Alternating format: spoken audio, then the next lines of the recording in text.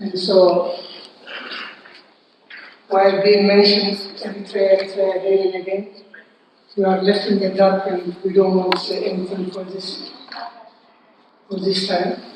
And we will hear what is going to come next.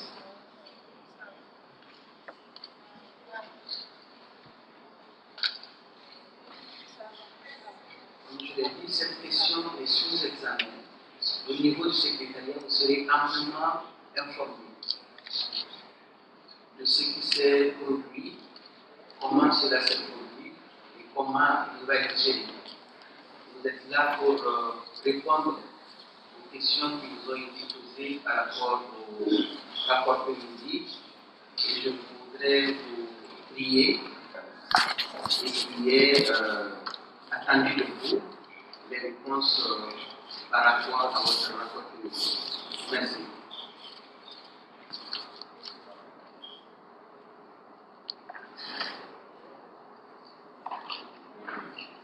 Good day, Madam Chair. As you instructed us, we tried to work yesterday, the whole day, and come up with as much as possible the questions that will be presented at this time. But in general, we try to address most of the questions that were asked. So what I will do is I'll try to start with the general ones that need to be addressed.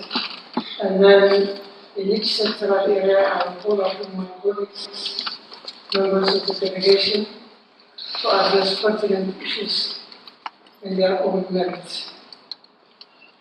We will go as long as the time permits, otherwise we will find ways of trying to give you a Number 9 has been mentioned that the one-part system prevails. We'd like to note that Eritrea is neither a one-part system, nor is the PFDJ a political party. The EPLF in its third Congress after independence declaring the national charter and transforming itself into the PFDJ. The sense that it transformed itself to the new realities as a political movement, not as a political party, bestowed with the mission to lay the foundation for the arduous task of nation building in an independent nation.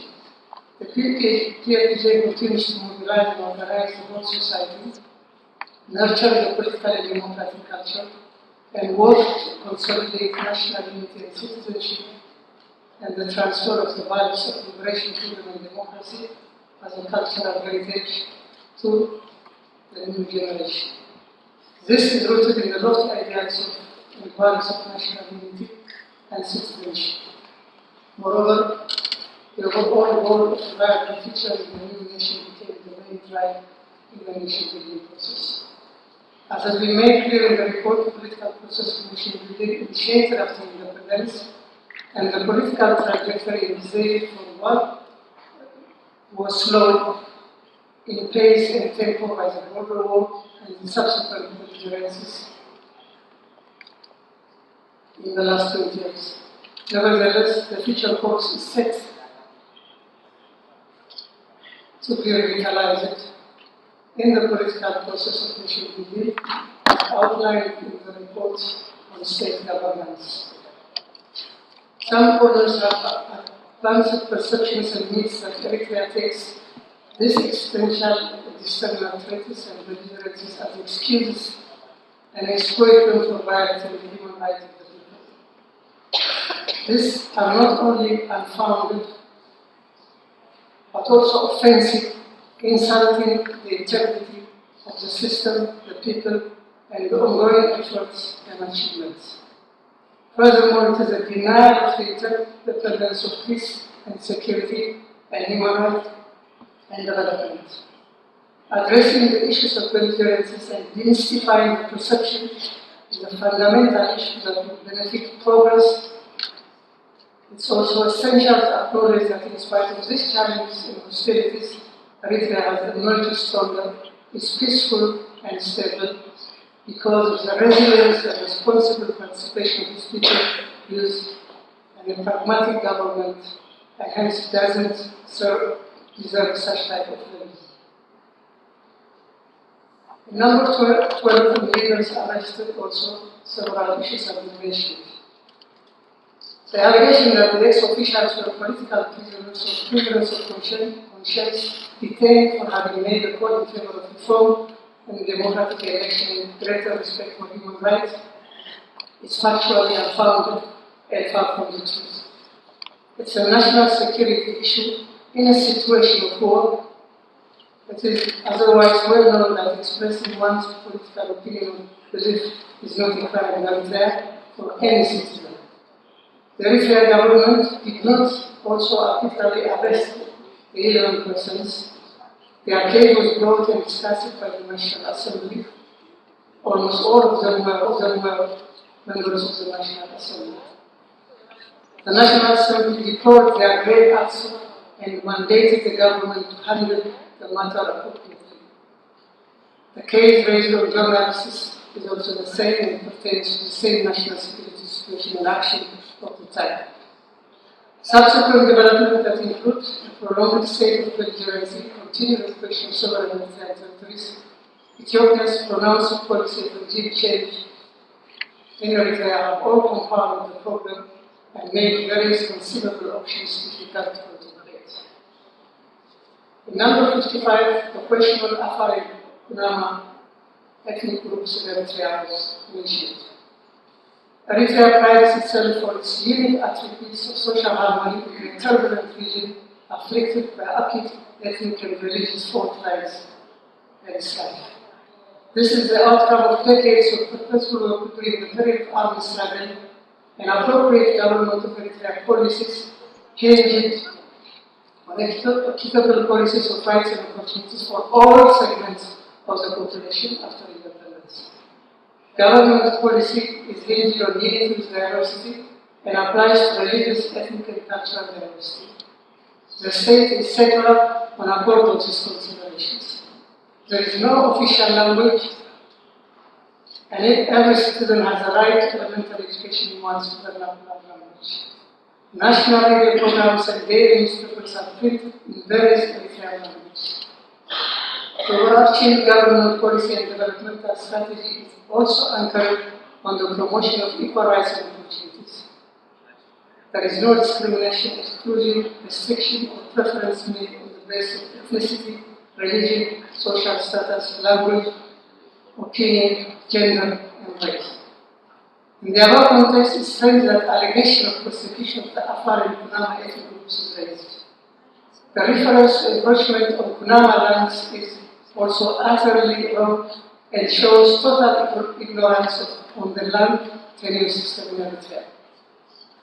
But UNHCR, along with some Western countries and their proxies, were involved in the resettlement of Kunama refugees who were displaced during the border war. The government of Eritrea had strongly protested then against this ill-advised and politically motivated act of destabilization and is well documented and exposed during the time. The number 11 national service and program were some of the program mentioned. And I will ask Mr. Mahmoud from the Social Affairs to read this. The integrated system of upbringing of the new generation, as stated in the report, is governed by law and pertinent proclamations and policies.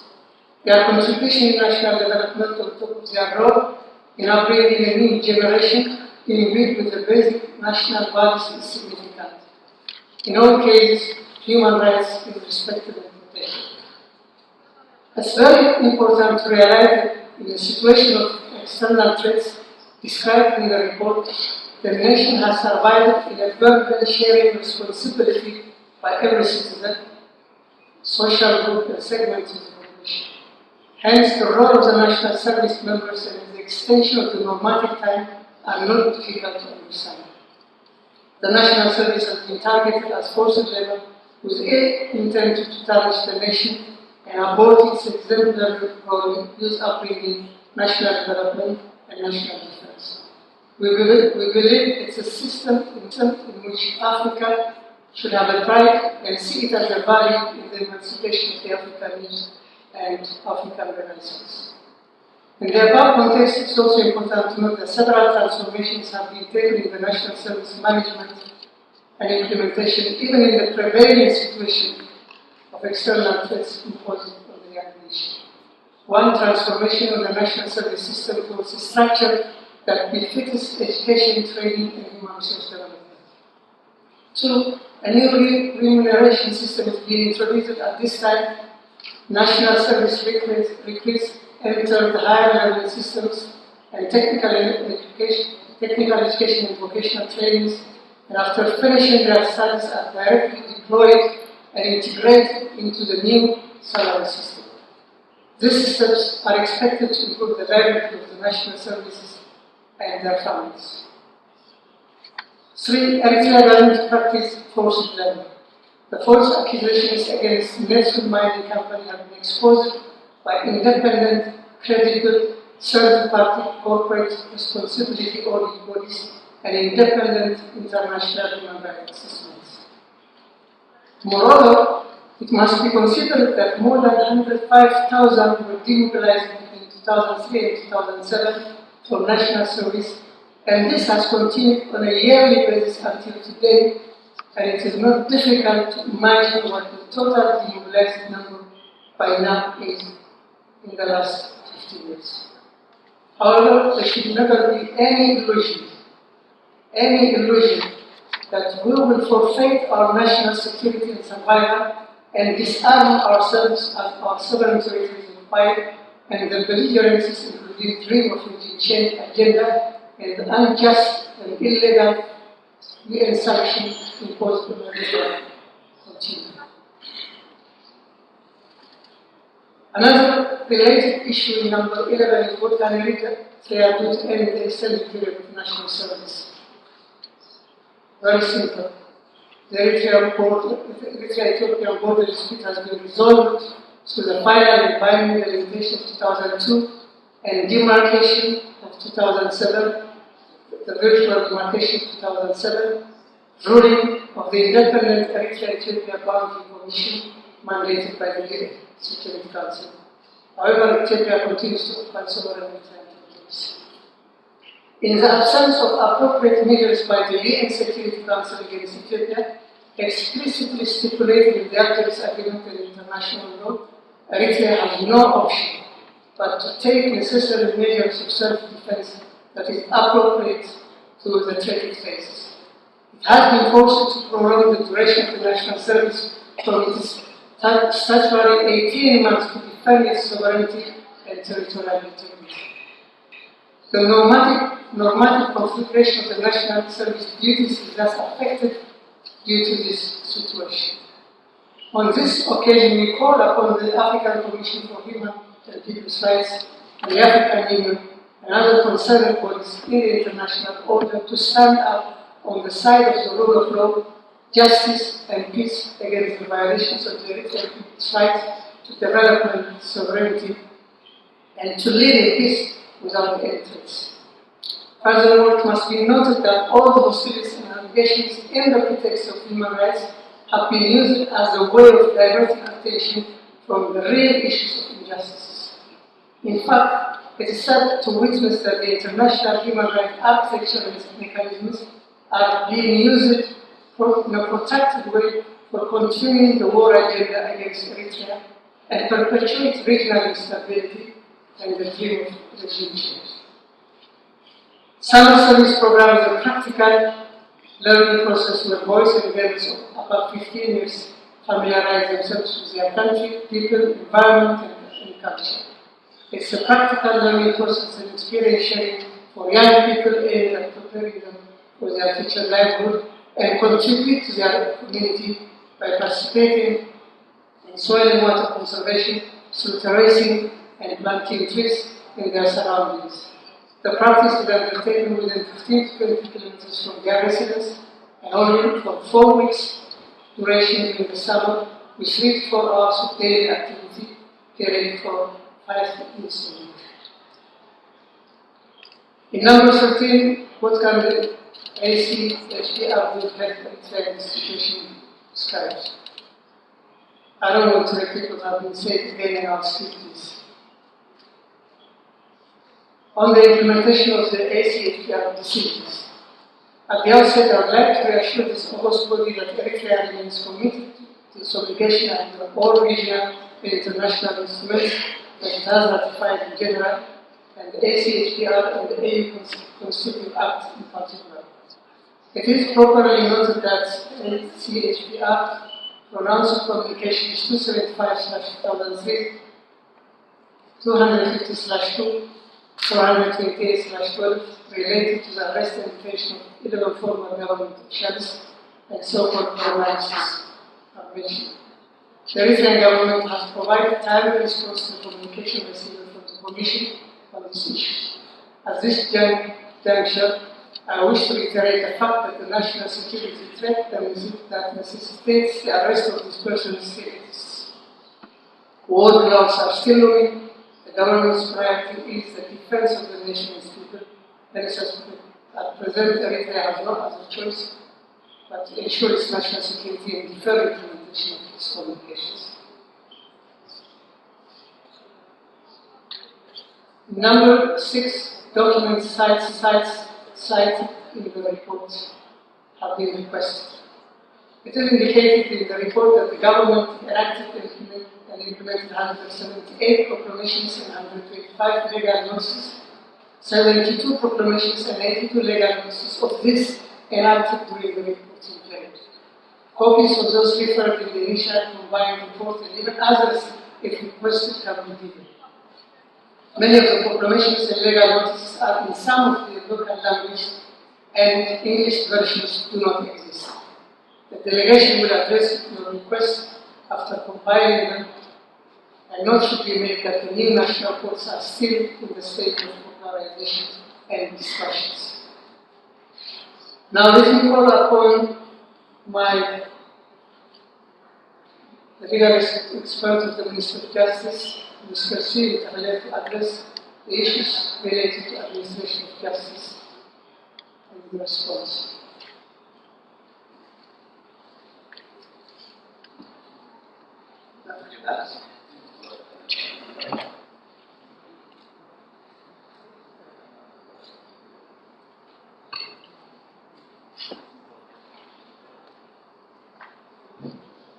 Okay. Thank you, Mr. Ambassador. Madam Chairperson, Honorable Commissioners, I have the honor to address the concerns and observations raised in the interaction session by the Honorable Commissioners and the questions stated under the General Observation part. Thus, my short response relates to specifically the status of the regional as well as international human rights instruments in relation to Eritrea, the structure of the judiciary in Eritrea, prevention of torture, justiciability of the economic, social and cultural rights, and the issue of death penalty. Madam Chairperson, to start with the regional and international human rights instruments, generally Eritrea is a state party to more than 100 international instruments.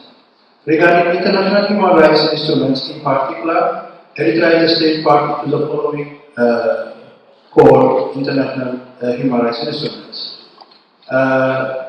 6 out of the 9 core international human rights instruments, Eritrea is a state party to: the International Covenant on Economic, Social and Cultural Rights, the International Covenant on Civil and Political Rights, the Convention on the Right of the Child with its 2 optional protocols, the International Convention on the Elimination of All Forms of Discrimination, Convention on the Elimination of All Forms of Discrimination against Women, and Convention against Torture and other cruel, inhuman, or degrading treatment or punishment. In addition to this, Eritrea is also a state party to the Convention against Transnational Organized Crimes, and specifically with its trafficking protocol. When it comes to the regional instruments, Eritrea is a state party to the Banjul Charter, obviously, and the African Convention on the Rights and Welfare of the Child. Eritrea is also a signatory to the Maputo Protocol and the Kampala Convention.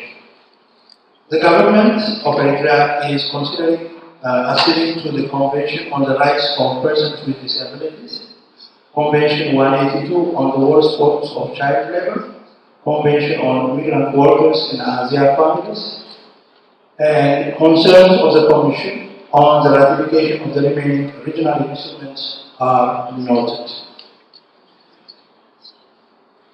Regarding the structure of courts, the ordinary structure of courts in Eritrea is composed of hierarchical courts. The bottom-up ordinary structure is composed of 430 community courts, 25 regional courts, 5 high courts, and a final appellate court.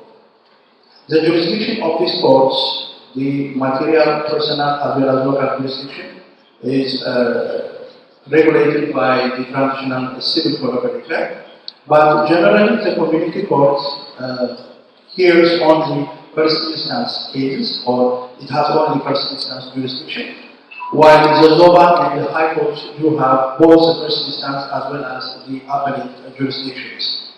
And the final appellate court, as its name indicates, entertains both civil as well as criminal appellate cases, which are filed in preference to the decisions of the High Court.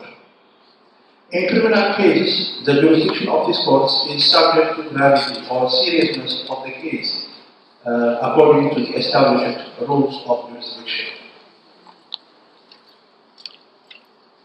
And in addition to this, the Eritrean courts also, the structure also includes the Sharia court, which is composed of regional as well as high court levels, and the Sharia court have exclusive jurisdiction over family and inheritance matters of the followers of the Islamic faith.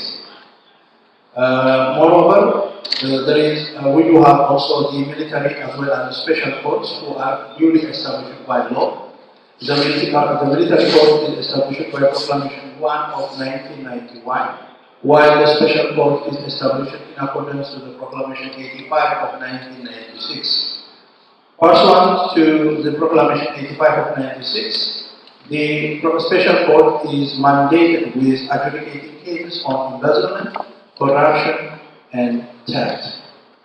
Furthermore, there are also specialized organs which are conferred with judicial power over specific issues.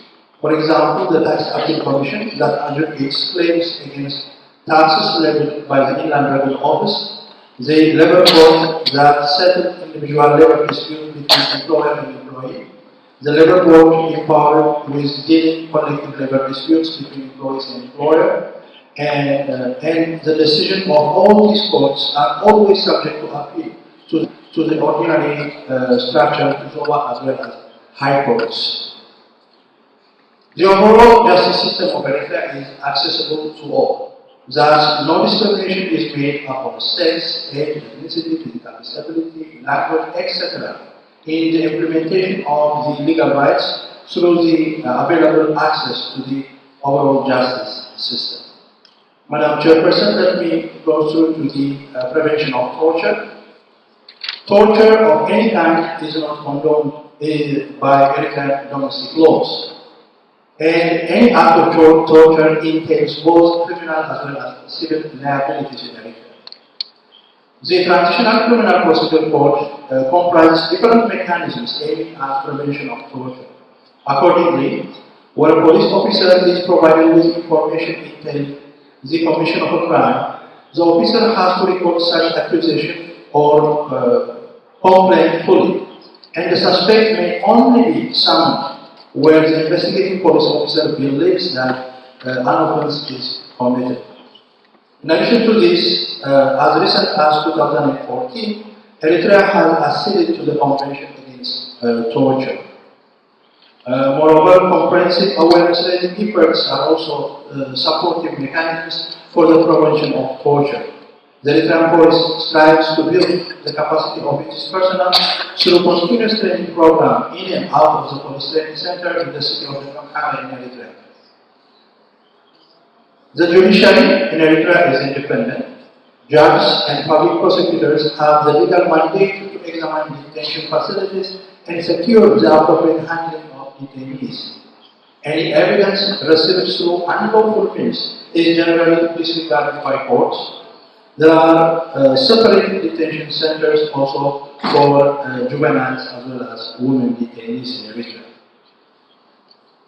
Concerning justiciability of economic, social, and cultural rights, these rights are generally respected and protected by the national laws. Economic rights are extensively regulated and justiciable in Eritrea. These rights are enshrined in the major codes as well as the proclamations. Taking the material, personal, and local jurisdiction of courts, different levels of Eritrean courts adjudicate economic rights. Matters concerning traders and business organizations are exclusively regulated by the International Commercial Code. Employment rights are especially dealt with by the Labor Code and Labor Board. Social cases such as marriage, inheritance, guardianship, child custody, maintenance, filiation, adoption, civil status, etc. are adjudicated by civil courts of different levels. Based on the guiding policy of unity in diversity, the government of the state of Eritrea promotes citizens to express their respective cultural activities. This right of citizens to participate in cultural life is best manifested through the regular cultural festivals conducted locally and in the diaspora. Moreover, creative works of mind are protected by the law on literary and artistic works. Finally, on death penalty. Death penalty exists in the traditional penal code of Eritrea. However, it is exceptionally applied for serious offenses like armed raiding and civil war, aggravated attack on political territory and integrity of the state, intentional impairment of the defensive power of the state, high treason, espionage, genocide and crimes against humanity, grave war crimes against civilian population, grave desertion, aggravated mutiny, aggravated homicide or homicide in the first degree, aggravated robbery committed in gangs are some of the criminal provisions that entail the serious situation with the death penalty. However, death sentence shall not be pronounced on persons who commit the offense under the age of 18 years, and also persons in a state of limited responsibility and pregnant women. The death sentence shall also be suspended in case where the prisoner is seriously ill or the prisoner is a woman who is with a child. In case of a woman with a child, and such child has to be nurtured, the sentence will be commuted to rigorous imprisonment for life. Death penalty in Eritrea shall not be executed without the confirmation of the President of the state of Eritrea. The President has the power to convert the death penalty into rigorous imprisonment for life. Nevertheless, the state of Eritrea is under de facto moratorium for more than 10 years. To death penalty. Thank you.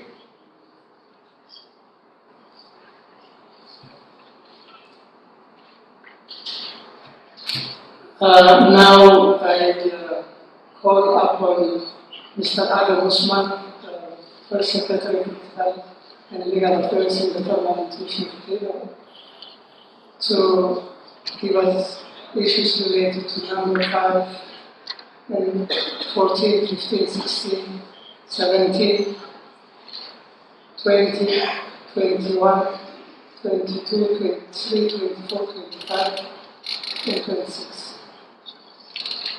Thank you, Father. I will dwell on some issues that already discussed by His Excellency. The delegation on Rhode Island, the delegation is aware of the guidelines and rationale. The inspection service of EFPS has a clear orientation on the strength of the unity and the values of the law. The visit and follow-up by the prosecutors, and that is also guaranteed on the side. It must be underlined that the societal norms and culture also nurtured during the liberation struggle of the unity of persons still assume the highest precedence. All blood and degrading treatments are thus banned into the assignment of condition of culture and degrading human treatment or protein this intention to consolidate the state effects. Detention policy. Prisoners are provided with 3 times meal service, breakfast, lunch, and dinner.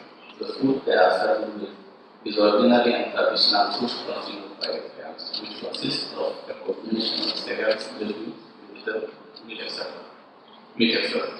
The detention centers officers ensure that there is no manipulation in the center. There are daily visits scheduled hours for visits by families and friends who may provide physiological and financial or material support. The resources provided by the visitors are usually shared among inmates. Some women prisoners who do not wish to leave their children behind, members of their extended family are allowed to keep their children around the prison. For such children, annual budget for their special food ration are provided by the government to sustain their livelihood, ensure their participation in kindergarten and elementary schools under supervision of the Women's Detention Facility. Visits are done under thorough organized schedule known public. Families and friends with the detainees and can bring any item to be given directly to the detainees. They could also give aid assistance with the knowledge of prison officers and detainees use the money for expenses they incur in buying anything in the shops, tea rooms, tables, etc. that function inside the prison facility. In most cases, those who run these services are detainees themselves.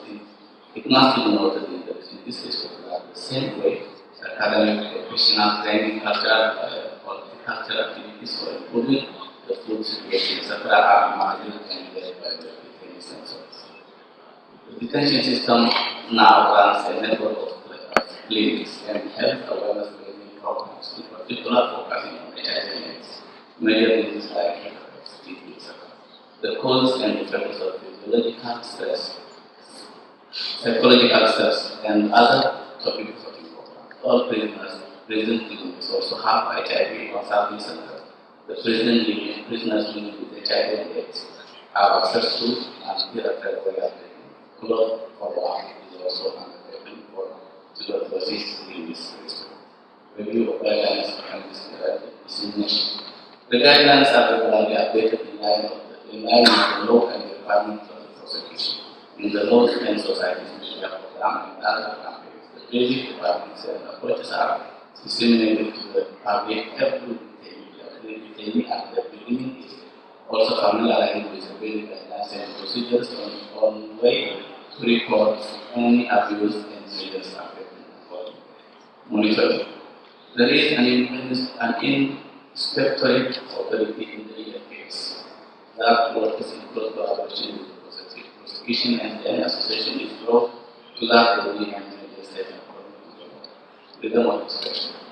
Laws always limit freedom of expression. Informations are always to be limited to the extent that we do not have access. Access to information is reflected in the national law and highly observable in everyday life.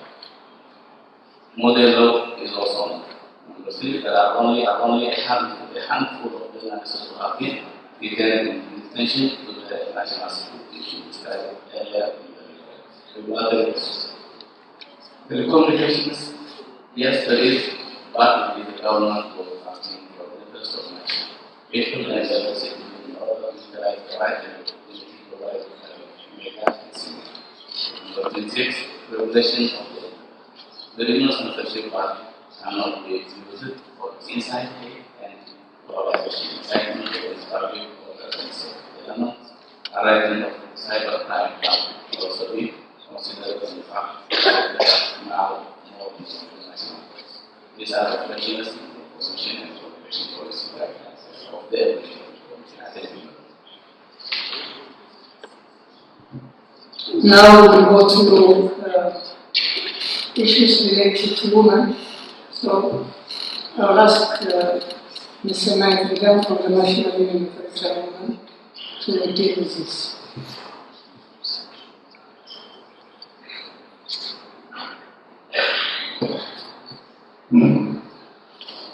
Thank you, Mr. Ambassador, Madam Chair, and honorable delegates, honorable commissioners. My intervention will be strictly on the issues about women. On the National Union of Afghan Women, National Union of Afghan Women is an autonomous entity. The President and the Central Committee members are elected from the General National Congress of delegates, held every 4 years. Its constitution and National General Action Plan, NGAP, are adopted there. Guidance and control by the government are given on the issues of 1. Abuse of powers, 2. Issues of corruption and embezzlement of funds, and 3. National interest, national unity and diversity, and urban development programs. The annual audit report is conducted by certified independent external auditors. The National Union makes its collaboration and coordination efforts through the established joint interministerial committees, focal persons in ministries, community-based committees on various agendas such as FGM and other etc. Source of financing is from membership fee, self-financing various economic activities. For instance, sanitation town and diapers factory is owned by the training centers at various localities, and donations. The third one is the strategic partnership fund by international partners, IBA, UNICEF, etc. And last but not least, the government support and collaborative actions in some target areas and projects. Centralization of women organizations, which was raised yesterday in the session. Apart from the National Union, locally there are various autonomous women's associations or organizations such as Women in Agriculture, Women Traders, Women Support Groups, Women in the Army, Women Federation of Workers, Women Ex-Fighters, Young Women in various colleges, etc. And on the diaspora, Eritrean women chapters in various areas, Australia, Canada, America, Europe, Africa, and the Middle East, are organized under the umbrella of the National Union. The second question is on the National General Action Plan.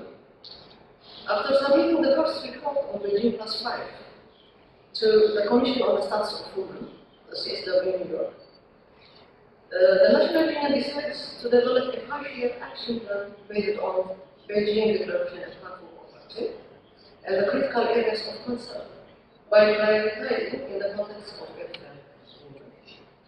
Assisted by UN country team partners, subsequent National General Action Plan have been developed, i.e. 2002-2008, the second one was 2012-2015, implement and impact assessment conducted by consultants.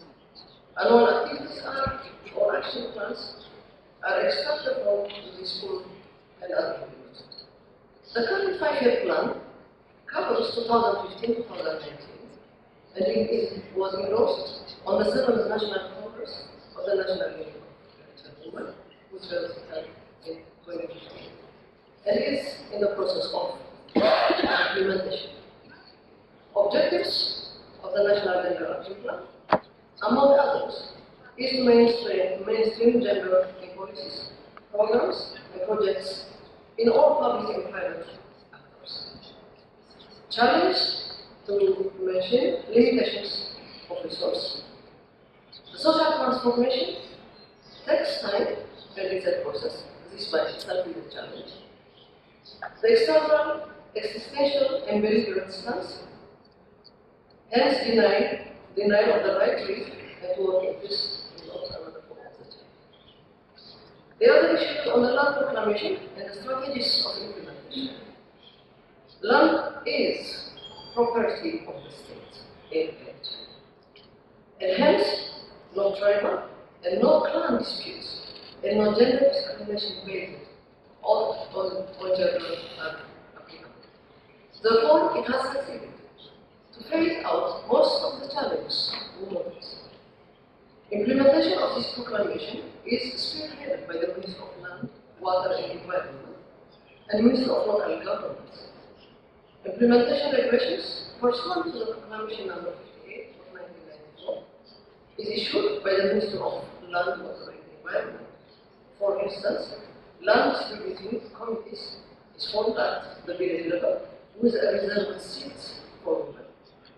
Any woman member of that particular village has the right to land use, notwithstanding her marital status. A land allotted to couples in case of divorce is divided between them equally. A woman has a right to get a plot of land, either in her village of origin or spouse's village, wherever she chooses. Last but not least, voluntary resettlement of farmers, including single-handed or married female farmers, to related voluntary areas with adequate water resources, a success story to share. The prohibition is on the existence of laws for rape, sexual violence, abuse, physical assault, and other forms of violence. Article 589 on rape, a sexual outrage is accompanied by violence at various levels, Article 590 to 599, physical assault, Article 567, grave injury, Article 538, 539, are explicitly stated in the transitional penal. Civil redress and compensations are also provided for in the transitional civil code. Statistics on rape and other forms of physical assaults are insignificant, but they were comparable. On family law, child custody, and inheritance in the adoption in the following issue. The Transitional Civil Code of Eritrea comprises 5 major sections labeled as books. 2 of the books deal with family law and inheritance. This family law section of the Transitional Civil Code of Eritrea extensively regulates matters concerning family relations, betrothal, marriage, divorce, child custody, filiation, adoption, and maintenance. The provisions of the Transitional Code on Family do not apply to the followers of the Islamic faith. Therefore, matters of divorce, maintenance, paternity, child custody, and inheritance are adjudicated by Sharia courts. However, if the parties consensually choose to celebrate marriage other than in Sharia law, then the provisions of the civil code are applicable, and they have the right to choose. 6. On FGM frequencies. Universal for all women and girls was 95% in 1995, right after all. In 2002, it was 89%. In 2010, 68.8% for women aged 15 to 19 years. And in 2014, 6.9% for under 5 years. Currently, there are 2 sub-regions, Asmat and Kabul, who have already declared zero prevalence of HTs. Specific awareness to traditional birth attendants, TBAs, have been conducted. However, nurses and midwives are not culprits of FGM in our situation. Today, TBAs are transformed to the core to be the core change agents campaigning against FGM. Community leaders, elders, religious leaders are active members of the anti-FGM and anti-underage marriage and rape committees. Composition of male against committees. Proclamation number 158, 2007, promulgated and is effective. Up to now, we have 150 cases related to practicing FGM and have been present out of which 160 cases are decided or judgment and 67 cases condemned. On the integration of human rights, priorities of the government right after the independence was the demobilization and integration of combatants, or the WT as we call it. The Mobilization Commission was established to this effect with clear-cut mandate and objectives. Women extractors benefited from the demobilization program, including 1. Intervention in small businesses, cooperative farming, import export business licenses, by the provision of credit and skill services, vocational and technical training, and the whole staff business and basic accounting support. The challenge is lack of capacity in running businesses and business operations. However, there are no problems of cultural integration due, and this is for the reason that their heroic role, which was and is highly valued. Undemobilized aircrafters continued as civil service employees at various capitals, including the military, police, and security services. On general, these aggregate data and the gender census monitoring indicators, all sector employees, by principle, are obliged to include gender census indicators and to protect and collect their data is aggregated. Although sometimes ministers and commissions are well ahead, some others do not. On the ratification to the Protocol of Council for All Protocol, Madam Chair, we took note on this question. But then, and the last one, on the status of the Convention on the Elimination of Security CEDAW was ratified by the government of September 1995. And submissions made since then. The initial and combined second and third report on February 3, 2004. The first and the fourth on November 2012. The fifth periodic report on May 2014. Both covering 2004-2008, 2009-2012. The preparation of the sixth report is underway, covering the period 2017-2017. Submission date is due on February 2019. Madam Chair, allow me now to call the Director General of the Ministry of Labour and Human Welfare, Mr. Bhargav Sahai, to address some of the issues related to refugees, asylum seekers, IDPs, and migrants.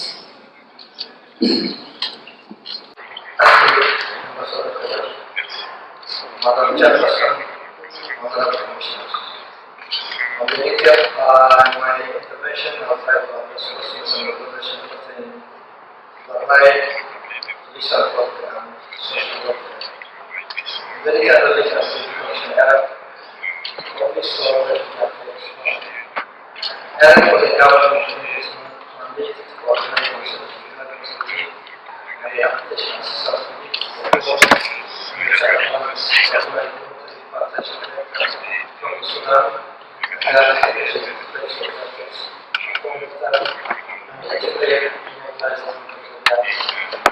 Following the winding up of most of activities, Arab was dissolved in 2005, and the remaining activities were incorporated as part of the functions of the Ministry of Labour and Human Welfare. As a result of non-implementation of IDPs, following the argument of succession process in Ethiopia, most internal persons to provide national support to their inhabitants from their third, their bank, their farmer, who has built their damaged houses and provide with social service. Their further needs for the public to implement rights and national governments.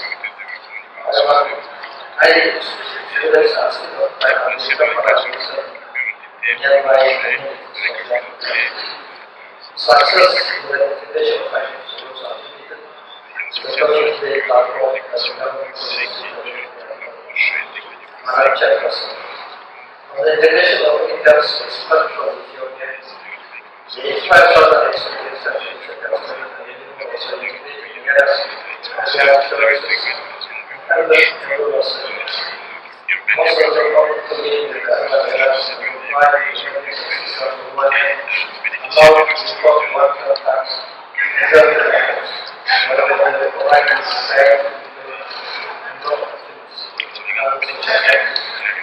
those folks we serve in the rural areas were seeking to increase our 350 to provide enough for housing, social services and water and such. October 39 children were left behind in Ethiopia were reunified with their families in Ethiopia. Organization that is support the government of the Department of Education nationality to mandate to the government to secretly all our stakeholders in cooperation with the Minister make sure the rights of the child are and to provide education. There are no new refugees who are Madam Chairperson, learning of nationality. Also, the international corruption of the government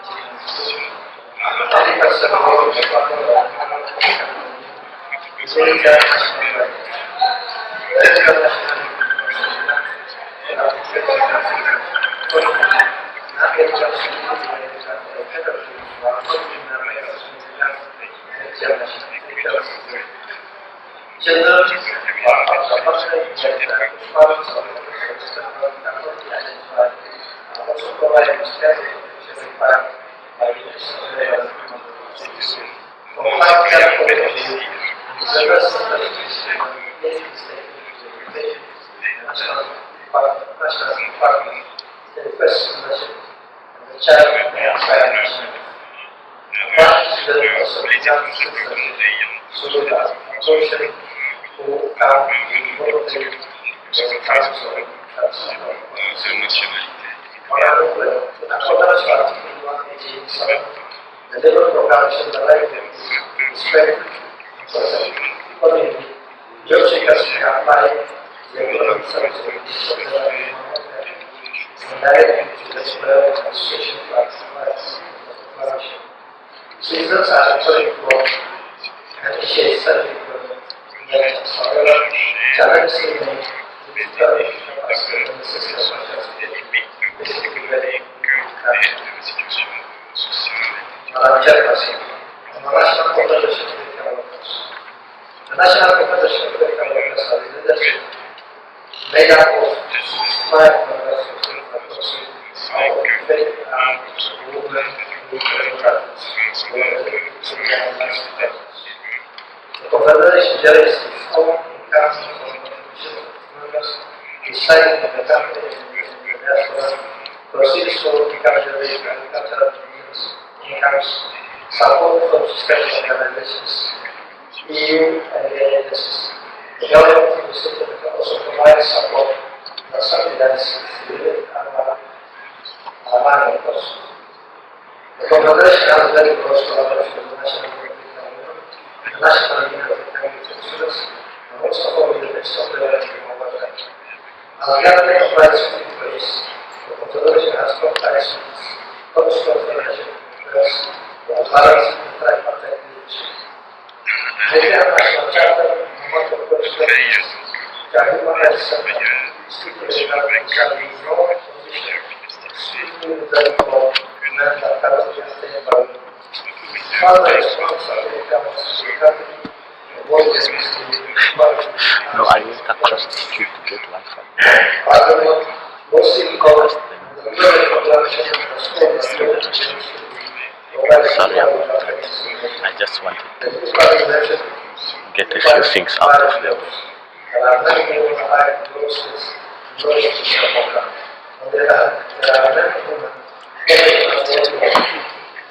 That's what I just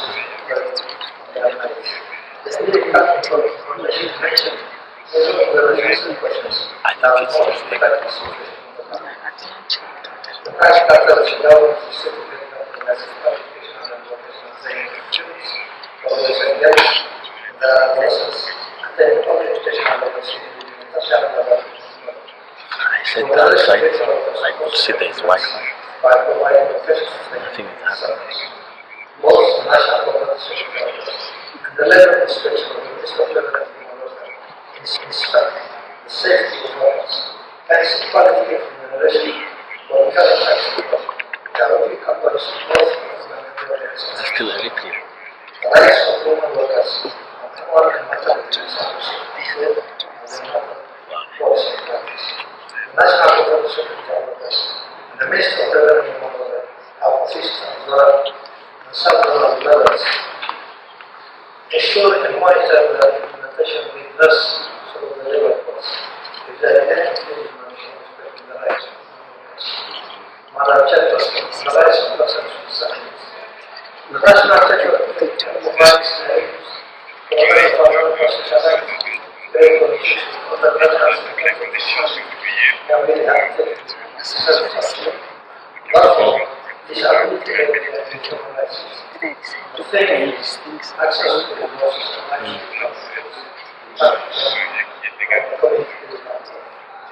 This one is postponed. eyeglasses, white access to the community rights rates, global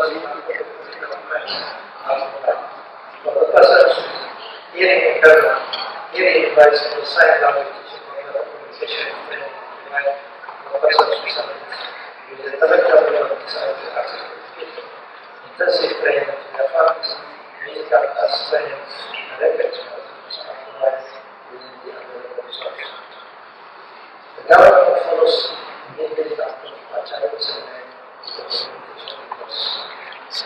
Although not we also do it, the government also do it, the government educational rights of people with disabilities from villages located in the land.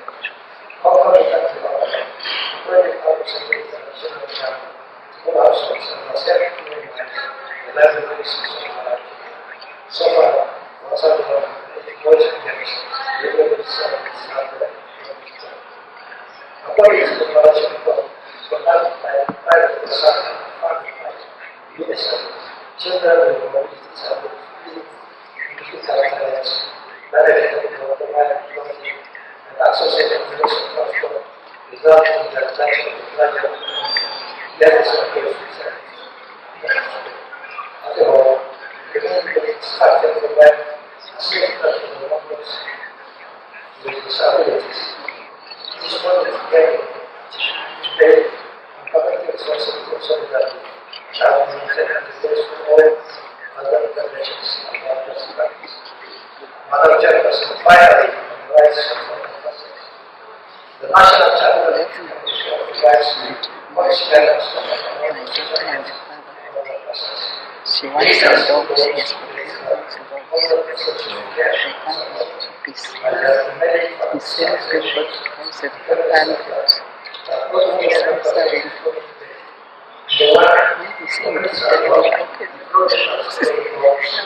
the message is forwarding the message to say no, this is business, not happen. The father doesn't want them to share. The father does not want to share. She's from the father. The father wants to sell them to him. And he says, this business, he's saying it's his business, not that is. That is what he's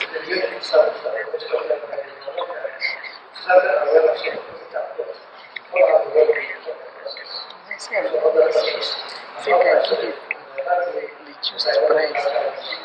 One is 2,000, it's those nice price. I think I give a lot of 3,000 for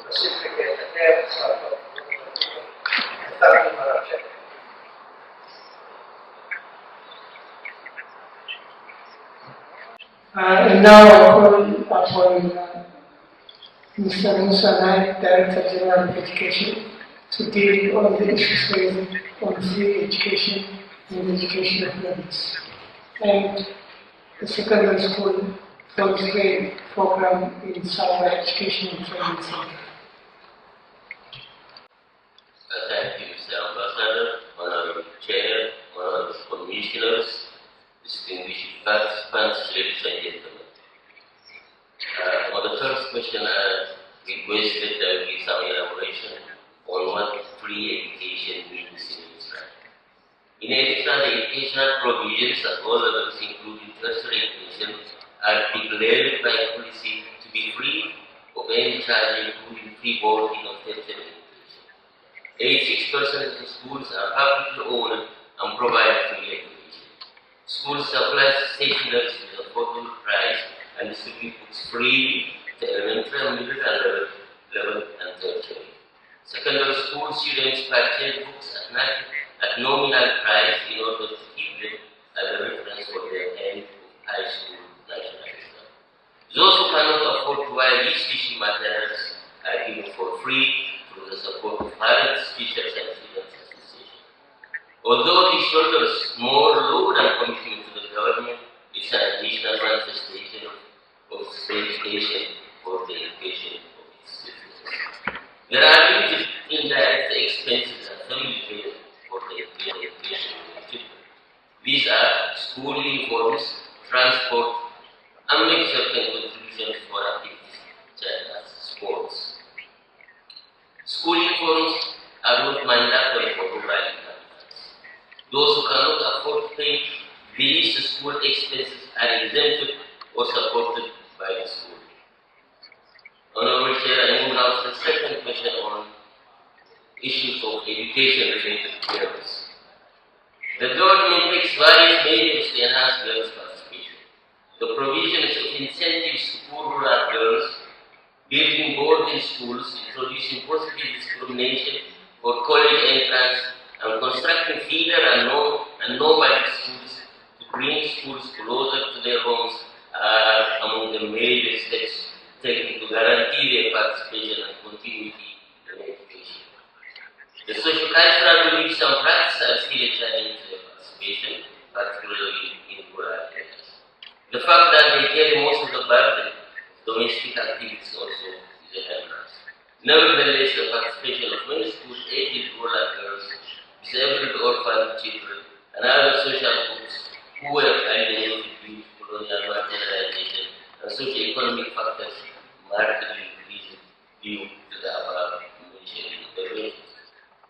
Hence, commendable achievements have been made to narrow the gap, the gender gap, as indicated in the report. However, much work needs to be done to expand access. The gross enrollment rate for boys is 92.6.7 and 39.5 at elementary, middle, and secondary level, respectively, whereas for girls it is 78.6, 56.2, and 29.5, respectively. Even though enrollment is still low for girls, once in school they perform better. This is clearly indicated in the internal efficiency that points to their academic performance, which is in favor of girls. The average dropout rate at all levels for girls is 11.1 and 14.5 for boys, and the repetition rate for girls is 12 and for boys is 23%. Hence, since the dropout rate in general is small and the causes are various, it can be inferred that dropout in particular to early marriage and pregnancy is insignificant. Honorable Chair, now I move to the issue on the last year of high school being established in Sawa. The final year for high school started to be in Sawa since 2003, when the whole education system was transformed and a new curriculum was designed to improve quality education. As a result, high school was transformed to be 4 years and 3. At that time, all schools had no enough space to accommodate the new additional class of grade 12 in their schools. Since in Sawa there was enough rooms to accommodate them, it was found to be a important project and grade 12 started further there. Later on, out of experience, it was found out that it's very advantageous and useful to have grade 12 in Sawa. It became a center for all students coming from diverse ethnic, geographic, and cultural backgrounds and enabled for social exposure, where students can exchange different experiences and that strengthen their unity in diversity.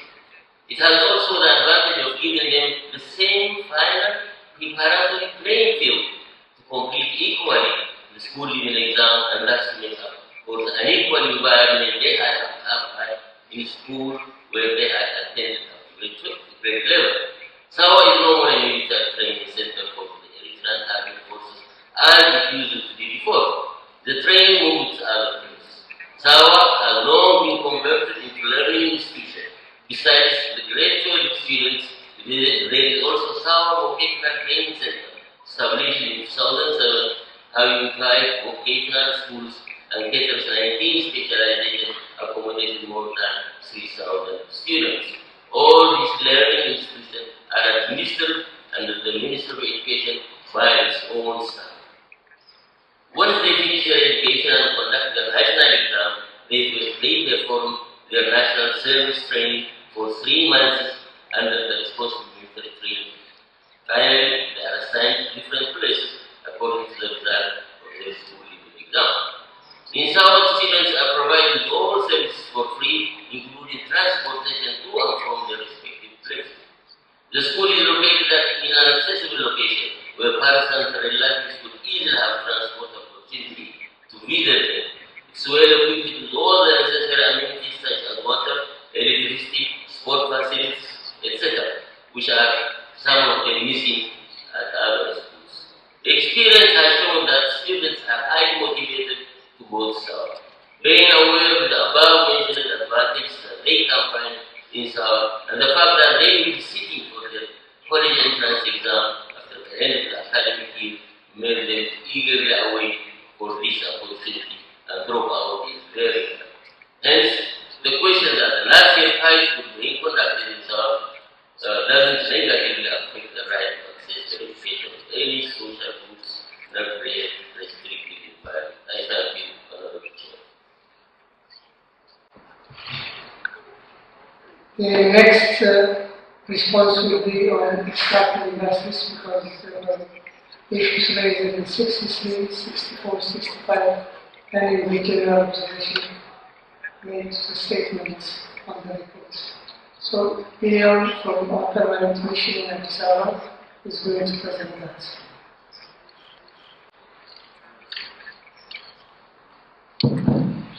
Honorable Chairperson, Commissioners, ladies and gentlemen, as indicated in my brief presentation, I attempt to provide information and clarification in regard to the questions raised and observation made in the mining sector in Eritrea.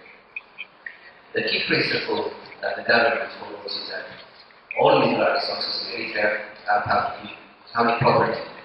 The state has a duty to ensure the conservation and sustainable development as well as utilization of these resources for the benefit of the people. Eritrea maintains a cautious approach and its focus on the short duration of many mining projects and the potential negative environmental impact that mining operations have. The exploitation of the country's irreplaceable mineral resources is still not an end by itself. It is considered as a catalyst for diversification of the economy. The goal is for the sector to contribute to the overall national development objectives. These key principles demonstrate that Eritrea's mining policy is in line with the African mining vision adopted by the EU Assembly of the Associated Governments. In regard to the legal framework, all mining operations in Eritrea are guided by the mining law comprising the Mining Proclamation No. 68, 1995, Minerals Proclamation No. 165, 2011, Mining Income Tax Proclamation No. 69, 1995, and Regulations on Mining Operations, Legal Notice No. 19, 1995. The Ministry of Energy and Mines is authorized licensing body and responsible for the administration, regulation, and coordination of all types of activities in the sector. The mining potential in Eritrea, about 60% of Eritrean land mass is covered by greenstone sedimentary rocks that tend to host metallic minerals. Issues of conservation beneficiation effect. Eritrea's vision is to create an indigenous capacity to undertake the full range of mining activities in order to maximize benefits for the sector, rather than relying on royalties and taxes. The establishment of ENAMCO is premised on this vision. The mining sector is currently producing and exporting raw materials without adequate value addition and relevant linkage with other sectors of the economy. There are plans to maximize profits and revenues and expand employment opportunities for the sector by increasing local content and creating upstream and downstream linkages. In order to develop the liquidity capacity in the sector, the Eritrea Institute of Technology provides mining engineering programs at degree level, which is supplemented by training programs at the mines currently in operation. Regarding environmental protection, the government is aware of both the social and environmental costs of mining and it is firmly committed to developing the sector in a sustainable and environmental friendly manner. The mining law has specific provisions for environmental protection. The Ministry of Land, Water and Environment, as the regulatory body, is mandated to ensure observance of the laws. There is also an intersectoral committee mandated with the task of supervising the environmental and social impact of mining operations. The committee is composed of relevant government agencies, local administrations, representatives of local communities. Companies are required to submit social and environmental impact assessment reports, and regular monitoring is undertaken once the projects are in operation. Corporate social responsibility reports are done yearly, and independent human rights assessments are regularly done. With regard to community participation in protection, the communities are indicated above to participate at all levels of the process. The law provides exclusions to inhabited areas from mineral perspective. In cases where people are required to move, they are settled with full support and provision of land and replacement housing. In regard to the list of companies in operation, my delegation doesn't have this present. The determination that we shall be as Mara projects are not operational or advancement. The revenues gained from the sector is available in the public domain. Thank you, Madam Chairperson. Issues in environment, security and climate change were also raised in 66.1 and 2 and 67.1 and 2. So, Ibrahim Abdu from the Legal Affairs Office of the Ministry of Foreign Affairs is going to present the response. Thank you, Mr. Ambassador. Madam Chairperson, Honorable Commissioners, State Delegates, ladies and gentlemen, all protocols to be observed. My intervention tries to provide response and additional information on the issue of climate change, adaptation, and mitigation, as well as the governance of forestry and wildlife. On climate change, adaptation, and mitigation, Eritrea ratified the United Nations Framework Convention on Climate Change in 1995, and it is also a state party to several international and regional instruments. Eritrea is also a signatory to the Paris Convention on Climate Change. Some major policies and proclamations regulating environment are as follows. National Environmental Assessment Procedures and Guidelines 1999, National Environmental Management Plan of 1995, Forest and Wildlife Policy of 2005, Agriculture Sector Policy of 2006, Land Use Policy of 2007, Water Policy of 2007, Water Law Proclamation Number 162, 2010, Integrated Water Resource Management Action Plan of 2009, Environmental Health Policy of 1998, Rural Sanitation Policy of 2007, Fishery Proclamation of 2014, National Biodiversity Strategy and Action Plan of 1996, 2000 and 2014, Proclamation on Conservation of Biodiversity 1998, Renewable Energy Subsector Policy of 1997, National Adaptation Program of Action of 2007, Second National Communication of 2012, Land Proclamation number 58 of 1994, Land Use Planning Regulatory Framework of 1999, National Action Program of 2002. Madam Chairperson, the list is not exhaustive and my delegation is willing and ready to submit those documents to the Commission for further reference. Madam Chairperson, as follow-up to the workshop proposal followed by the Lima Call for Climate Action, Eritrea has prepared its intended nationally determined contribution for the period 2020 to 2030. With the view that global determination to tackle the effects of climate change calls for commitment from all parties with regard to mitigation, adaptation, and implementation. In adaptation, 2010 is taken as base year and 2030 as a target year. This is in line with the Sustainable Development Goals 2030 agenda. The government of the state of Eritrea is committed to reduce the carbon dioxide emissions from fossil fuels by 23.1% in 2020, 13.2% by 2025, and 39.2% by 2030. In terms of mitigation, the main gas covered are carbon dioxide, methane, and nitrous oxide. Key sectors that contribute to the greenhouse gas emissions are energy, transport, industry, waste, forestry, and agriculture.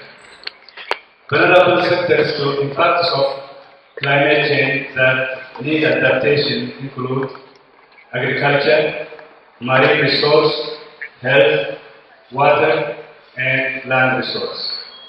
In 2010, the total greenhouse gas emissions estimated using the GALCO model amounts to carbon dioxide 3,972, whereas the business as usual scenario of greenhouse gas emissions in the year 2030 is expected to be 6,731 carbon dioxide.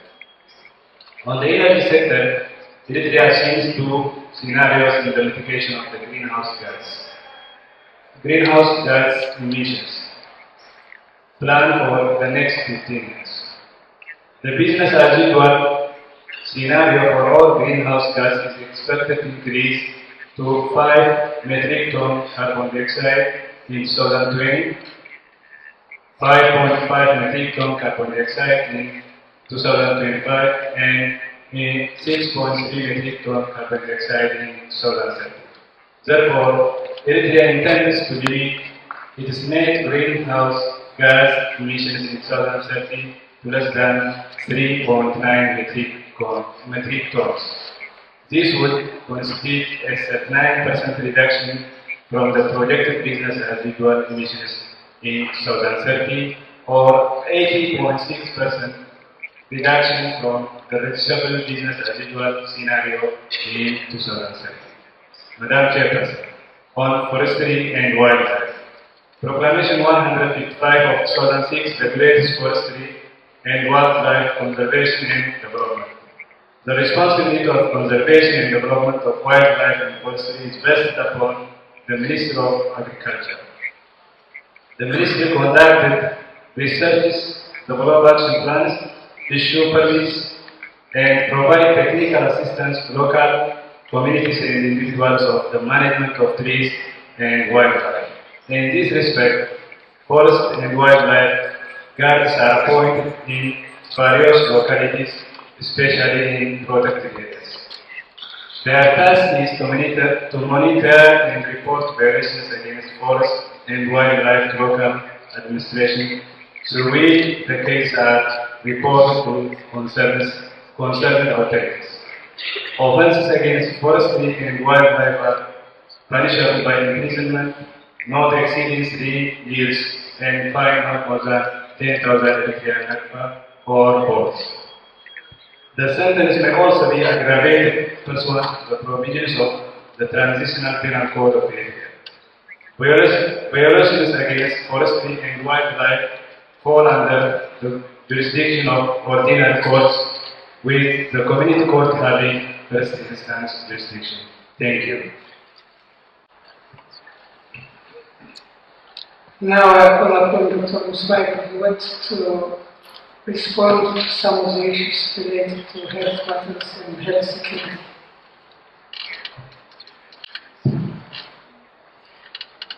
Thank you, Honorable Ambassador.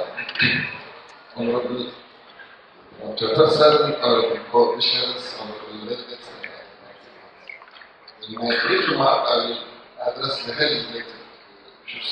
The issues related includes all the areas on the status of the HIV epidemic, on high-risk group and anti-viral therapy, the discrimination, on provision of diabetes and testing with pregnancy, abortion, and mortality, involvement of policy regulations, toxin sterilization,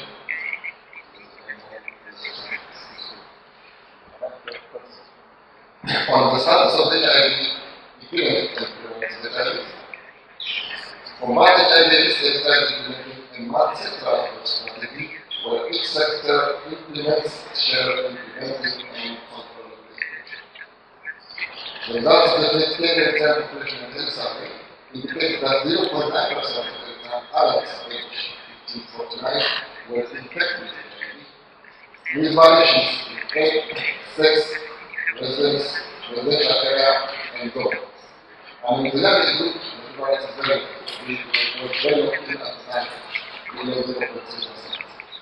In that case, if a survey indicates that women are more than 2 times likely to be infected as men.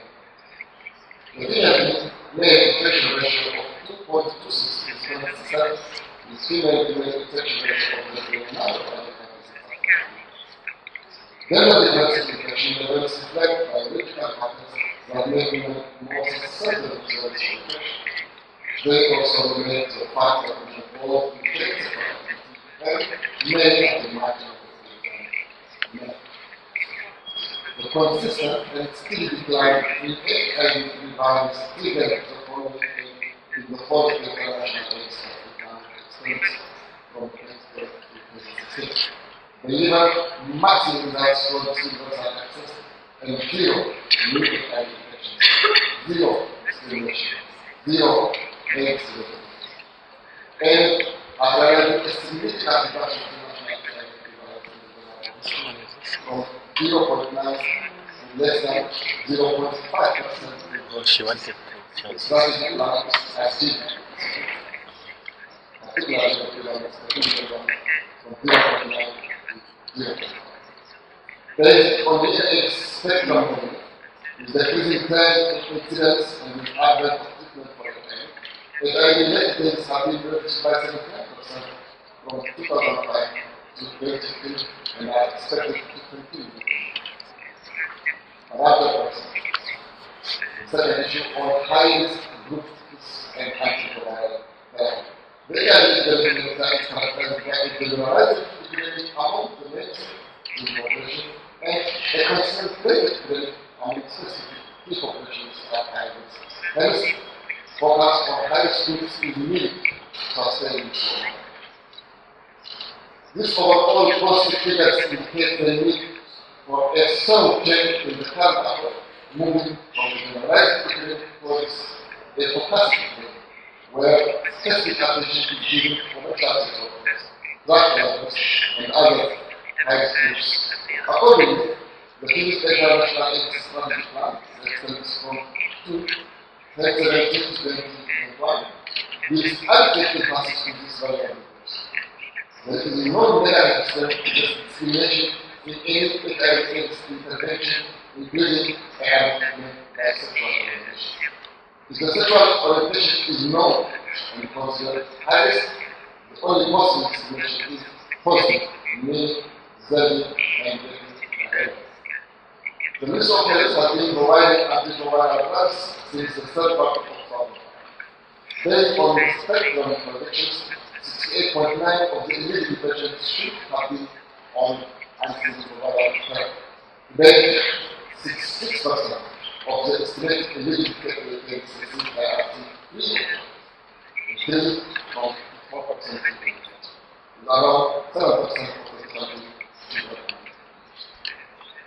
Another question on protection of mother to child transmission. Which means, in order to improve efficiency and reduce mother to child transmission, it is recommended that women are tested for HIV and, if positive, initiated for ART before the the HMIS, the Human Information System data, indicates that many HIV positive women are in pregnancy already for HIV started. This is a positive one and highly recommended practice. However, does not tested should be tested in antenatal care and if positive initiated on antiretroviral. Interventions for the prevention of mother to child transmission started in 2002 by the pilot project in 6 hospitals, reaching 198 service centers in the country. From 2014, 22 services were integrated with antenatal care, resulting in 91% of pregnant women tested for HIV on the first month. Consequently, each year, an estimated 5,000 pregnant women are tested in 230 HIV sites. For rate of ARV in pregnancy. Until single dose nevirapine was given to HIV positive pregnant women. Starting in Pittsburgh, the Minnesota Application Guidelines provides the antiretroviral therapy to all HIV positive pregnant. According the countdown event 15 months and the estimated percentage of living with HIV positive pregnant women receiving ARV for their organ therapy. It's important to know that current recommendation for elimination of mother to child transmission is to treat all the HIV positive women regardless of their CD4 count or violence. It is in the data that the universities on abortion in maternal mortality. According to Article 528 National Penal Code, abortion or failure to termination of pregnancy at whatever stage, however effective is a condition of pregnancy. However, there are instances where abortion is permitted and carried in post-pregnancy. This includes the abortion is done for medical reasons, which include like the or which is through those severe circumstances on the demand. Other permitted reasons for abortion include rape and pregnancy not before. However, there are some considerable improvements on the positive side of the message. On involvement of police in reference. On the constant basis, on the involvement of police in the event of it, police officers are involved by the definition of the crime of it. That intervention only to report on the red crime and has left to be.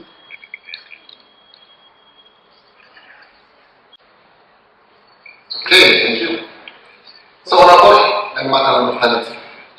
According to Article 528 Traditional Penal Code of Eritrea, abortion or deliberate termination of pregnancy. Okay, I think that was okay. Then the next issue on involvement of police in the claims. On the concern raised on the involvement of police in the event of rape, police officers are involved by the application of the crime of rape. That intervention is only to report on the rape crime and has less to do with the rights of the rape. In fact, the mere report of the police could be used as a basis for the decision of the medical practitioner to assist the victim.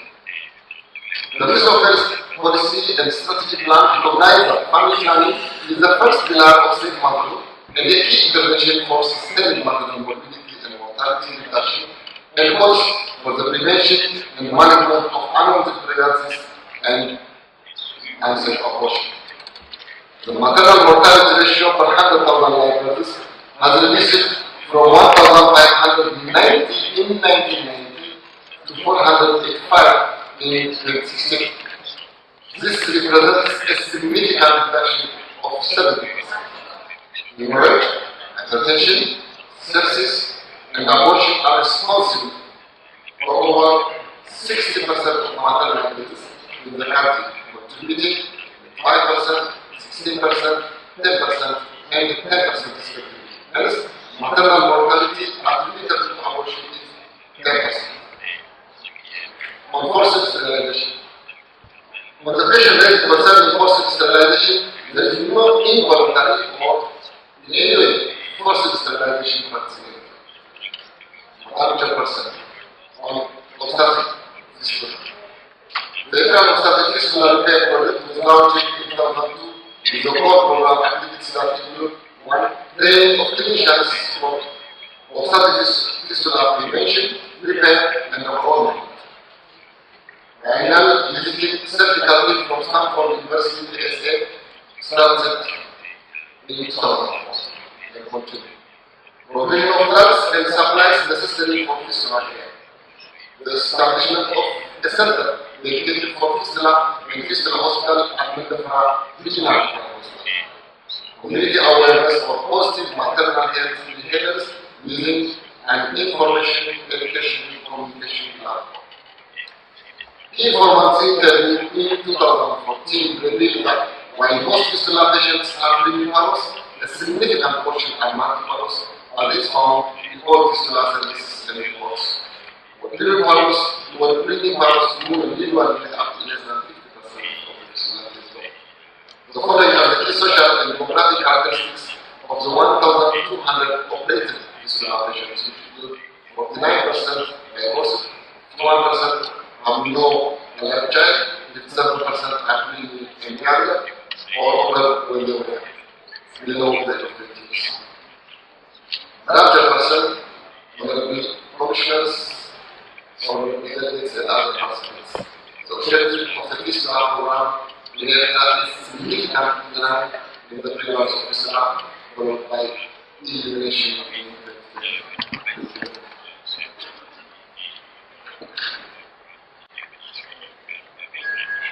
Madam Chair, there were issues, mentioned specific issues on transformation of public media into private, and Jehovah's Witness, exit visa, visit by NGOs, and terminal participations of diaspora.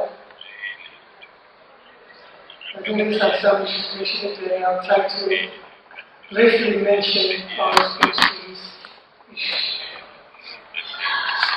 Press proclamation on transformation of public media into private.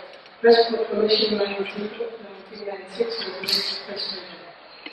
Article 4, sub-article 1A guarantees the right to freedom of press. With that spirit, the military and private media was encouraging and has shown proliferation until the law was abusing and public safety threatened in 2001, leading 2001 during the middle of the war situation. Without going much into details, freedom of expression comes with limitation and should not exceed the limits of national security and public order. Our post-war experience was at times justified the need to consider the issue in the interest of the public and promotion of such sacred rights. On ownership of radio and television, the above mentioned proclamation stipulates that ownership of television and radio is reserved to the government. On air and online media, such as television, radios, and websites, do not recognize borders and are well attended and without any censorship from any country from any origin. A reference residing on broadband televisions, radio, and websites is censored and contain different views, and these have tens of thousands of followers inside the country. Let me conclude by sharing our experience that the government has to provide information to the public by different means possible, including through frequent public seminars by hierarchy of bishops broadcasting the opinion of criticism on air, etc. Decriminalization of criminal offences. Every individual has the right to express and disseminate his opinion her opinion is in the law.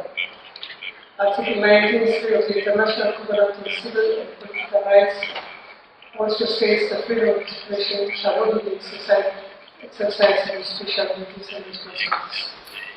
May therefore be restricted for respect of the rights and reputation of others, for the protection of national security, public order, public health, and morals.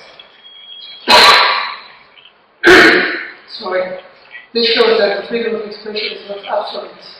Freedom of expression also shall not be exercised at the cost of other equally protected and duly entitled to their rights. Accordingly, this freedom may be restricted for the purpose of preserving public order, respect, rights of others, and morality. Therefore, decriminalizing defamation shall be seen in line with our national and international obligation. This resolution shall be interpreted in the spirit and objective of our national law, the 12th Charter, and other Article 19 of the ICCPR. On Jehovah Witness and status. This is again wide of the mark.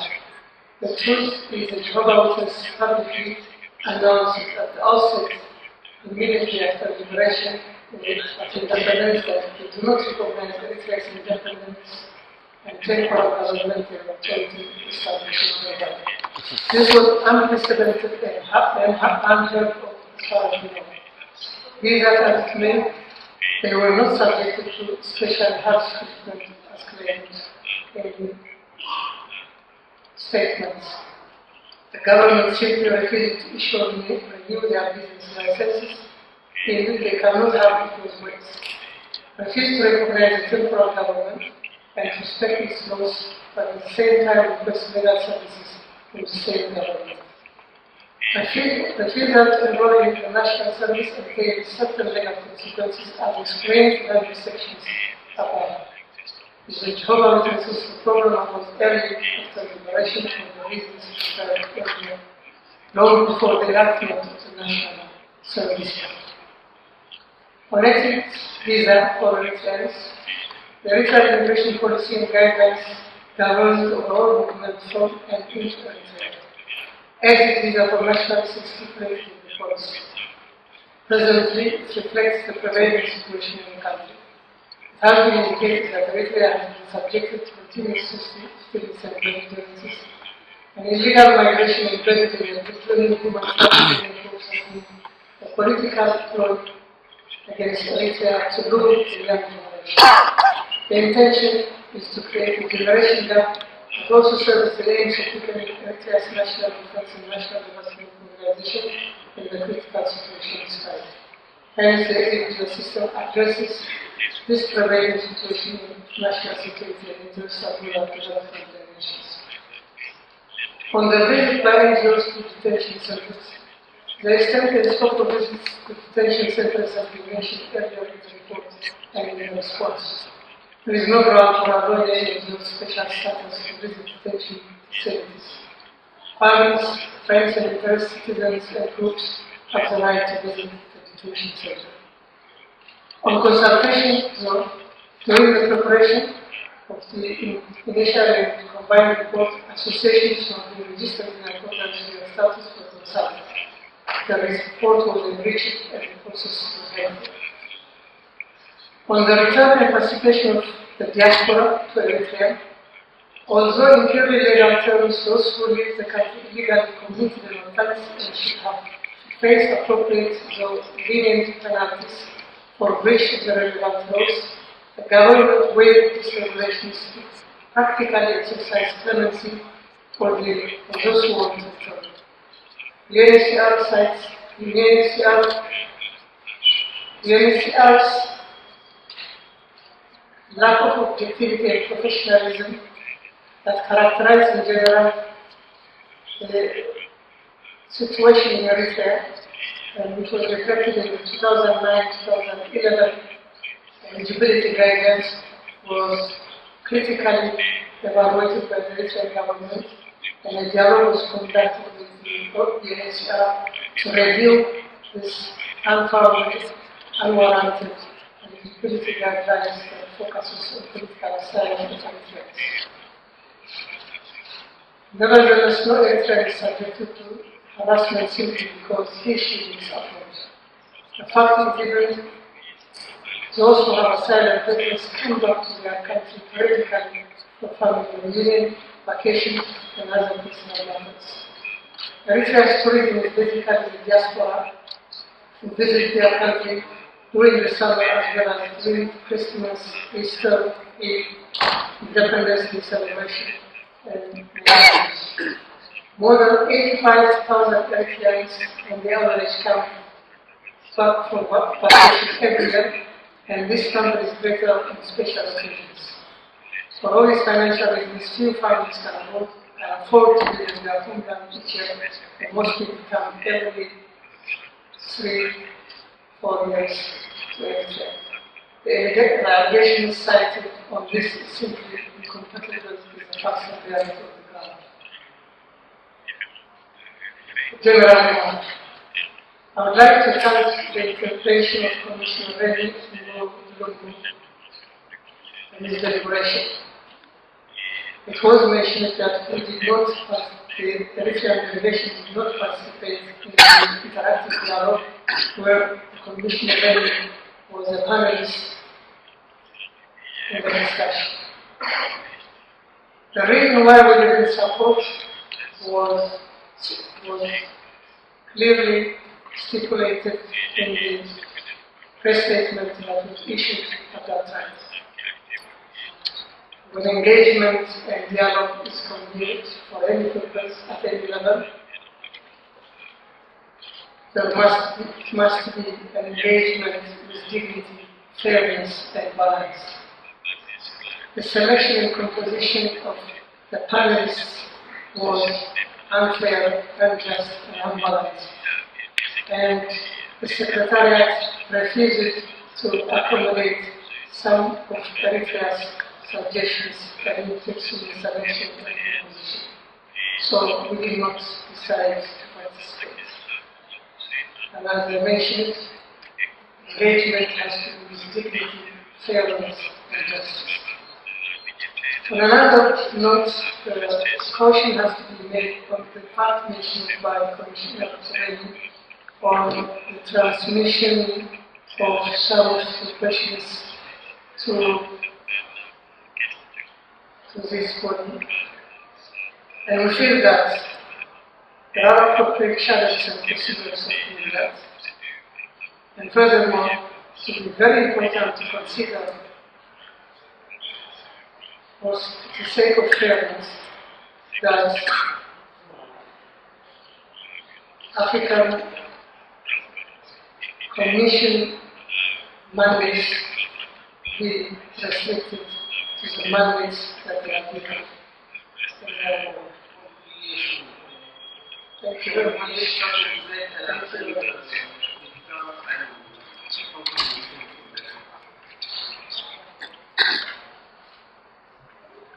Thank you, Madam Chair. Everything has been said, and I have made my conclusion.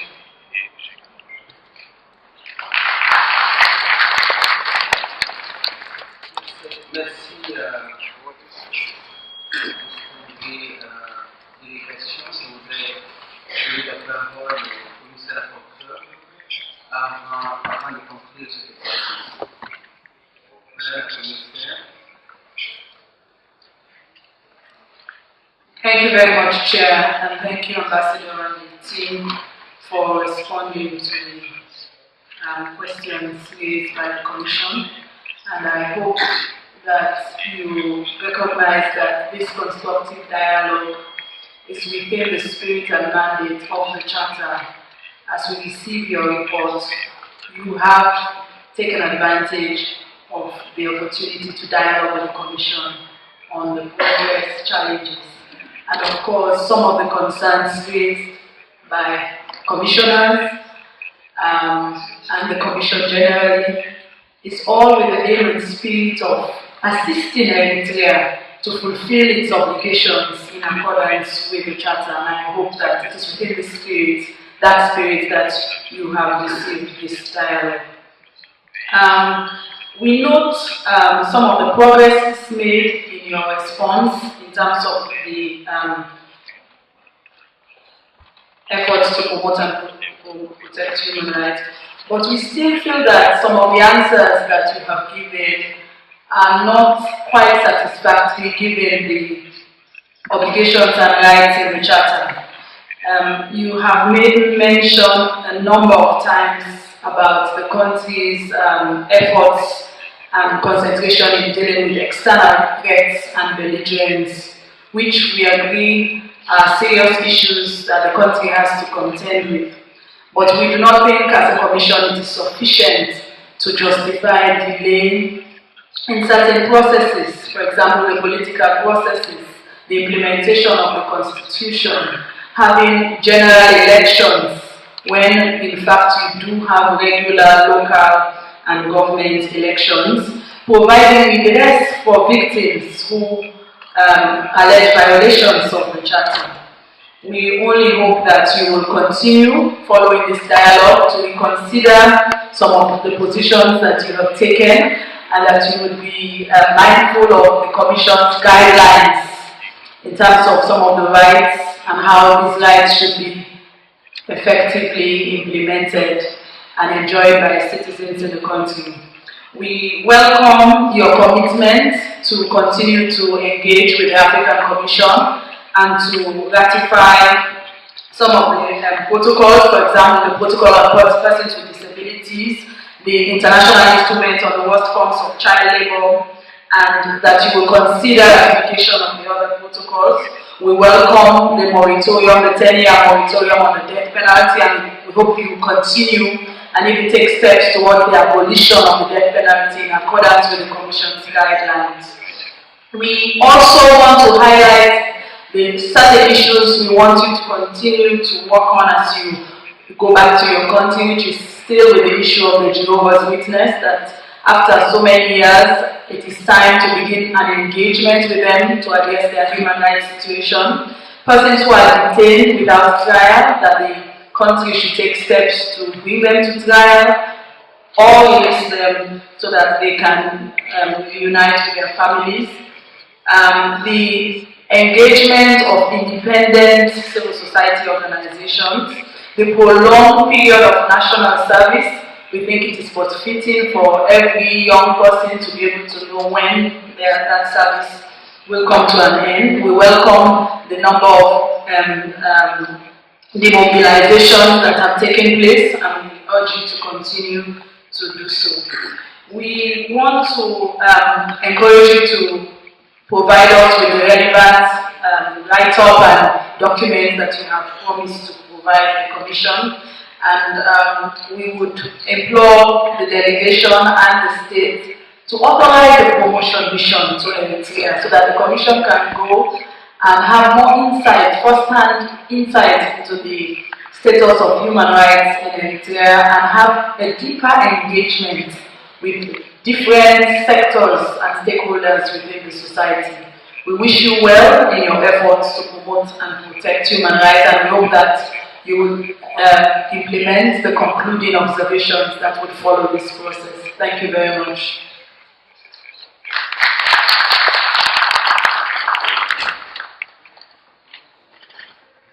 Merci Madame la rapporteure. Je voudrais également à sa suite remercier et féliciter la disponibilité de l'unité pour avoir pu être sérieux cet exercice. Et nous pensons que ce n'est qu'un début. Nous allons continuer le dialogue, l'interaction, de façon à clarifier davantage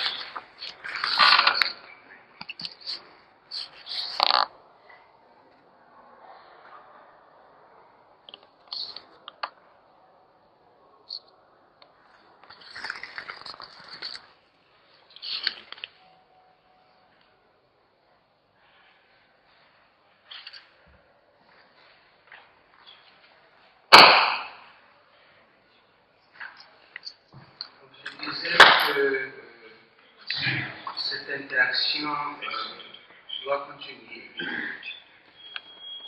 pour clarifier davantage un certain nombre de questions.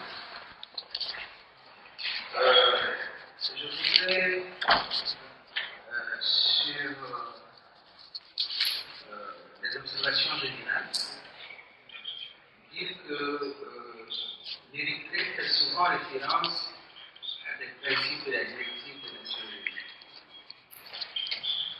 Or, ici, dans au niveau de la Commission, depuis 30 ans, nous avons développé également des directives, des principes, des études, des rapports, à l'intention de l'État.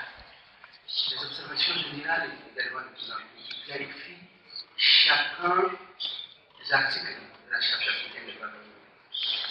Pour qu'ensemble, nous puissions avoir la même lecture, nous puissions nous inscrire également dans la même dynamique, ce qui favoriserait non seulement la compréhension de la Charte africaine, mais également faciliterait aussi l'examen que nous pouvons avoir des rapports périodiques. Donc nous vous encourageons à vous approprier les documents, les principes, les directives de la Commission africaine qui touchent à tous les secteurs, que ce soit le procès équitable, le terrorisme, les droits des femmes, la liberté d'expression, les industries extractives et l'impact des personnes âgées, des personnes handicapées. Donc nous pensons que les dividendes de ce travail ne sauraient être évalués lorsque vous vous en appropriez et que vous les exploitez, vous les mettez en œuvre. L'autre chose, c'est que nous souhaitons avoir l'ensemble de vos réponses.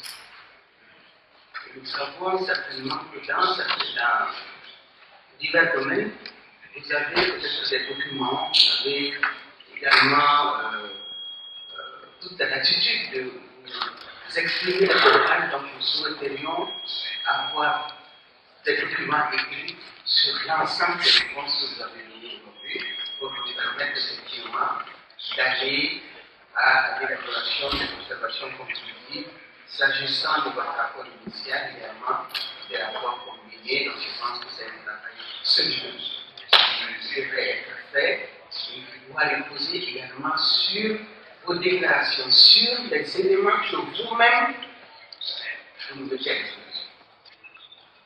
L'autre chose, c'est que j'ai entendu que dans certains domaines, la charia continue d'être d'application. Nous souhaiterions savoir quels sont ces domaines, parce que souvent, la difficulté que nous avons, c'est que lorsqu'il y a coexistence de divers systèmes juridiques, les États, évidemment, par les défis qu'ils rencontrent dans la Commission de protection de l'homme. Mais c'est la persistance et la coexistence de ces différents systèmes juridiques ne fait que légitimer les pratiques culturelles, ne fait que légitimer des fois des pratiques religieuses qui sont en partie en contradiction avec les instruments juridiques régionaux et internationaux que vous avez régulièrement ratifiés. Donc, le travail qui doit être fait, les efforts qui doivent être faits, doivent pouvoir absorber toutes les discriminations, tous les domaines dans lesquels, effectivement, il y a des cas de distorsion.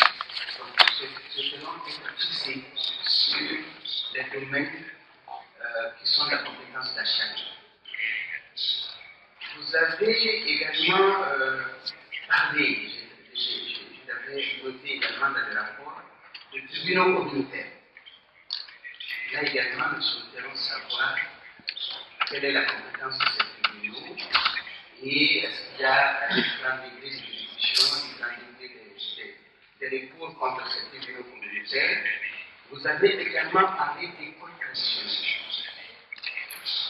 C'est des choses qui ne sont pas ressorties de vos questions, mais que vous avez notées et dans les réponses que vous avez concluant, je voudrais dire et confirmer avec vous effectivement que les transformations sociales mettent du temps, mettent beaucoup de temps.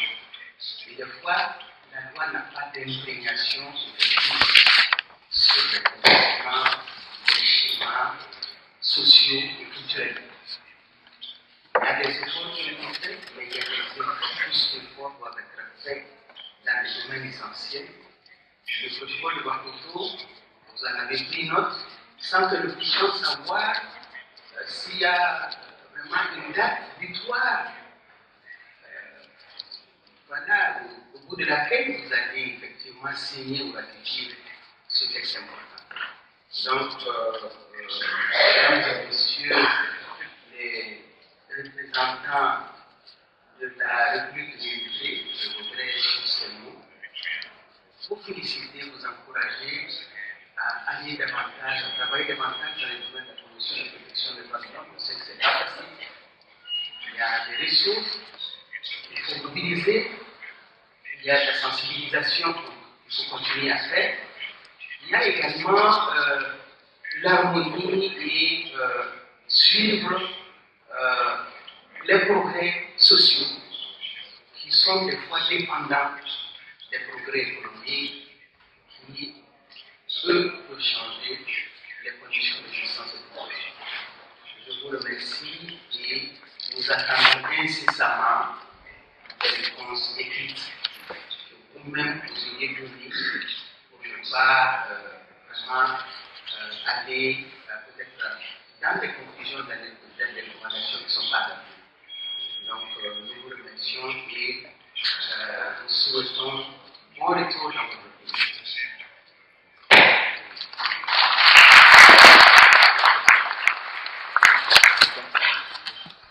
Nous prenons la pause café pour 15 minutes.